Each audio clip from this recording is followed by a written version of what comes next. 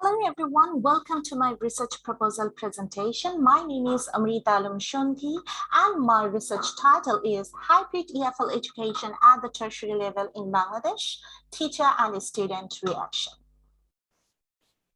Here comes the outline of this presentation. So I'm going to cover all these areas during this presentation. First thing first, key target. The present study will explore the scope of hybrid TEFL education at the private and public universities of Bangladesh. The study will also try to find out the reaction of the teachers and students of the public and private universities to hybrid teaching and learning of English language in new normal situation created by COVID-19 pandemic in Bangladesh. So what is hybrid education? It refers to a combination of face-to-face teaching and virtual teaching of English language in a foreign language context. The study will adopt mixed method research design in the process of data collection and analysis. This is going to be a reliable and valid research because the researcher will consider all issues related to ethics, reliability, validity, and feasibility during conducting this study. EFL education at the tertiary level in Bangladesh, I'm going to draw both the situation before COVID-19, during pandemic, and during this new normal situation. So previously, before COVID-19, language classrooms were solely on site in both public and private universities of Bangladesh.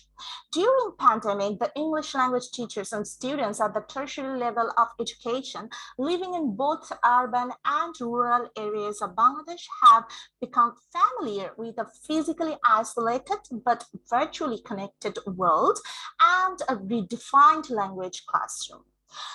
The prevailing situation motivated and compelled the language teachers as well as the students to be acquainted with the virtual world of teaching and learning in Bangladesh. The situation was created due to the closure of the educational institutions for COVID-19 pandemic. After the pandemic, educational institutions are open again and the traditional face-to-face classes have been started. However, students and teachers have vast experience of virtual language teaching and learning, which is an added experience to their previous on-site learning and teaching experience. The researcher wants to find out the reaction of the teachers and students to this mixed experience and wants to sketch out the possibility of hybrid language education system for the public and private universities in Bangladesh. Here comes the statement of problem. Researchers have demonstrated that only traditional face-to-face classes cannot ensure effective language teaching, as most of the time it is teacher-centered and there is location and time constraints as always. These constraints could be overcome through the wide use of educational technologies, leading to conducting blended mode of EFL education, educational setting, combining both traditional and virtual teaching as virtual teaching facilities, time and location flexibility, unlimited access to knowledge, etc.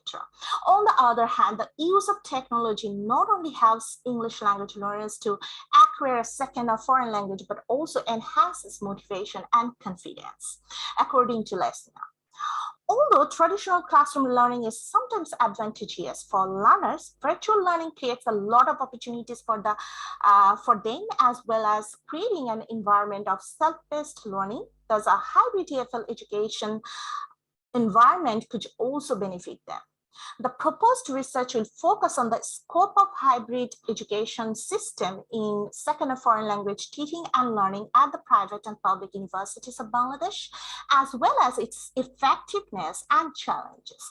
The study will provide some scientific solutions regarding the problems and present the voice of teachers and students, the core people in the field regarding hybrid education as well. Besides, the study tends to explore the consistency of present curriculum, syllabuses, materials, examination system, and infrastructural facilities to incorporate hybrid language education.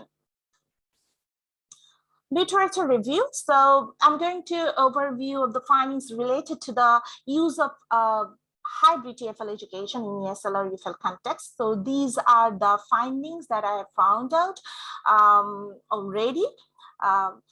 So I'm going to the next slide as well. So you can see the findings previously done.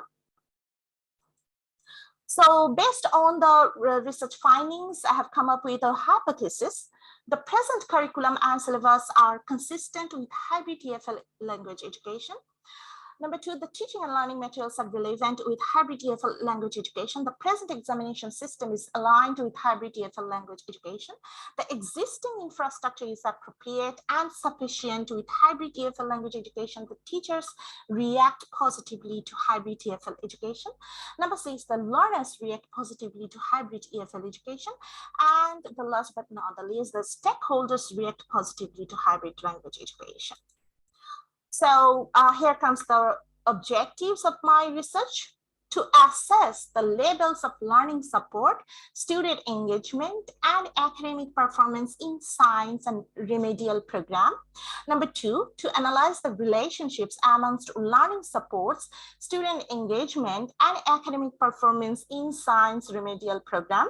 Number three, the consistency of the present examination system with hybrid EFL language education. Number four, the appropriateness and sufficiency of the existing infrastructure with hybrid EFL language education.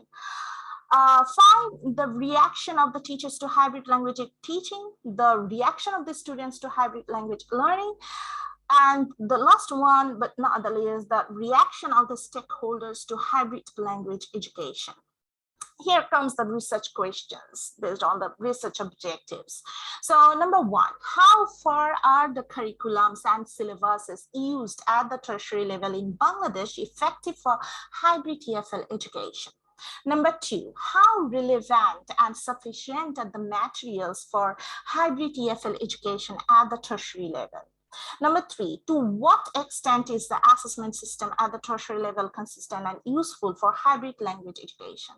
Number four, to what extent is present infrastructure suitable for hybrid EFL education at the tertiary level? Number five, what is the reaction of the teachers teaching at the tertiary level to hybrid language teaching?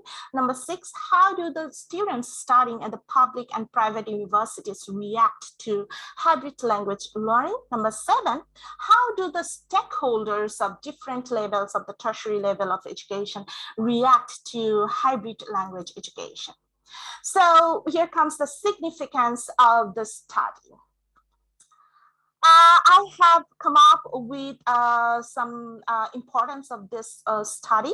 So I'm going to, so number one, the study will give us significant insights about the different issues in teaching English in blended way. Number two, the study has immense possibility to offer teachers with key insights about the usefulness of different techniques for teaching all the skills of this language virtually.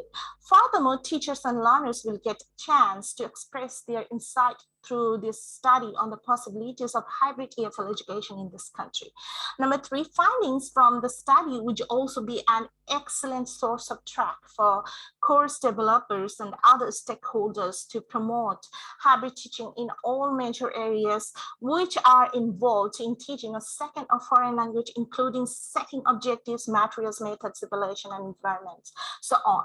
Number four, this study would be a chance to promote thoughts about hybrid teaching. This research work will open other probable doors for further necessary study in this field. So here comes the conceptual framework of this study. As you can see, hybrid EFL education in the center, teacher reaction, stakeholder reaction, student reaction, so all about curriculum, syllabus, materials, examination. You can see the conceptual framework here. So the methodology. Mixed method approach will be followed to carry out the proposed study, which will combine the aspect of quantitative and qualitative methods in the stage of data collection and data analysis. So this approach was chosen based on three aspects of this study: the type of problem to be addressed, number one; number two, the goals of the study; and number three, the nature of the data. The purpose of adopting this approach is to devise a solid research design that might maximize the possibility of addressing the research objectives thoroughly. Qualitative data collection mainly involves in-depth interviews, classroom observations. The quantitative data collection is considered of the completion of questionnaire for teachers, students, and the stakeholders. The researcher is also going to analyze the English language textbook, English language curriculum, and syllabuses at the tertiary level examination related to domain sector. So the informants of participants, the researcher is going to select 10 public and 10 private universities located in different locations in Bangladesh. It will be selected randomly. From those universities, 100 teachers, 50 from public and 50 from private, all the Department of English will be selected for a questionnaire survey. Besides, the researcher will select 400 students, 200 from public and 200 from private universities of the same universities and department for quantitative data collection. Questionnaire data will be collected from 20 stakeholders as well. The researcher will also observe 20 classes of those 20 universities from where data will be collected using questionnaire for the qualitative research methodology. After the classroom observation, the researcher will conduct in-depth interview for the same 20 teachers whose classrooms will be observed. The researcher will also conduct in-depth interviews with 40 tertiary level students and 20 stakeholders of the universities and different government institutions. The stakeholder respondents will be selected from the government institutions, like 50% public universities, 25%, and private universities, 25%. So here I'm going to use the qualitative research methodology for data collection.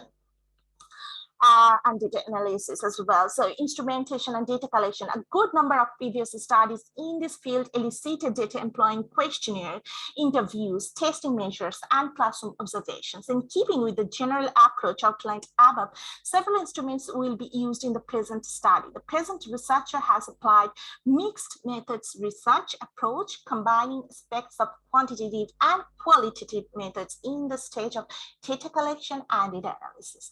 The researcher prefers to use in-depth interviews for the teachers, students, and other stakeholders, classroom observations and analysis of examination-related materials, textbooks, curriculums, and syllabuses to elicit qualitative data and conduct a questionnaire survey for quantitative data as well. The questionnaire will be developed including all aspects related to the research objectives and research questions. The researcher will also design self-made checklists for classroom observation, curriculum, syllabus, teaching, learning material, and examination-related document analysis. While designing the checklist, the researcher will take help from already widely recognized and established checklists designed by other scholars and adapt them to the context of the present study. So here comes the data analysis. Qualitative analysis of the data obtained from classroom observation, in-depth interview data, and checklists will be conducted using the constant comparative method and content analysis, in which the data will be classified into categories and codes. The questionnaire survey data will be analyzed in multiple ways. Descriptive statistics, inferential statistics, tables, charts, and graphs will be applied to clarify and explain the analysis. Survey results can be presented in different ways: by text, in table, in figures, in charts, graphs, and histograms. The computer program statistical package of the social sciences, SPSS, for Windows and Microsoft Excel will be used to compute descriptive statistics and perform inferential statistics. Descriptive statistics will involve counting frequency, percentile, standard deviations, mean, median, mode, skewness, and kurtosis. On the other hand, inferential statistics will be used to demonstrate the comparative picture of the respondents. So here comes the terse ordinaires. The reliability and validity of the question will be ensured through pilot study, test retest method, and hub split testing method. Relevant and sufficient in-depth questions will be designed for in-depth interview, and its reliability will be ensured through pilot study. While designing the checklist, the researcher will take help from already widely recognized and established checklists designed by other scholars and adapt them to the context of the present study. So here I have drawn the research phases and time frame. So the tentative time frame and type of task has been given below, as you can see here. So it's just a tentative time frame. As research, work has to maintain a time frame, and it follows completely. So here comes the conclusion of my research proposal. This study in the area of hybrid EFL education is a challenging phenomenon to research and measure. However, it is hoped that this study will provide the basis for the improvement of further innovative endeavor in the area of teaching English in Bangladesh. So here I have jotted down the references that I used during this research. So thank you for listening. Here comes the end of my presentation.